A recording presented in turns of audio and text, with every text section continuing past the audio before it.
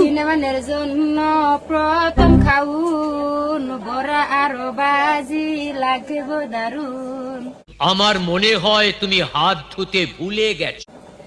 হে ধুমধুলার মাছ দিয়া।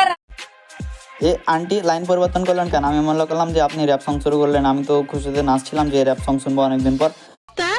অনেকদিন পর একটা মেয়ের কণ্ঠে র্যাপ সং শুনবো, তার আবার কুঞ্জলার ভাজির র্যাপ সং, কি মজাটা না লাগতো। আপনি লাইন তো পরিবর্তন করে দিলেন আন্টি।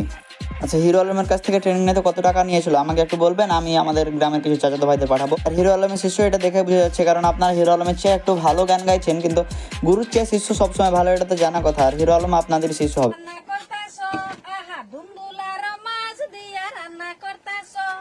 আহা গুতুলার বাঁশ দিয়া রান্না করতাছো, আহা গুতুলার বাঁশ দিয়া রান্না করতাছো। শুনতে তো মজা লাগছে আন্টি, বলতে থাকো, আহা বলতে থাকো।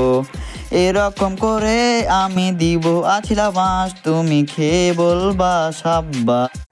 কত মজা লাগতেছে দেখেন দর্শক ভাই। হাই এখানে তো তুমি ভুল করলা আন্টি, সেটা দর্শক হবে না, হবে ধর্ষক, তোমরা দিয়া রাখিছো। দেখেন ভাই, তুই নিজে নামটা দিতে পারবি না, তো তোর মানুষকে দিয়ে নামটা লিখিয়ে নিবি ভালো করে, এভাবে নামটা দেওয়ার কি দরকার? ভিডিওটা ভালো লাগলে লাইক কমেন্ট একটি শেয়ার করবেন ভাই।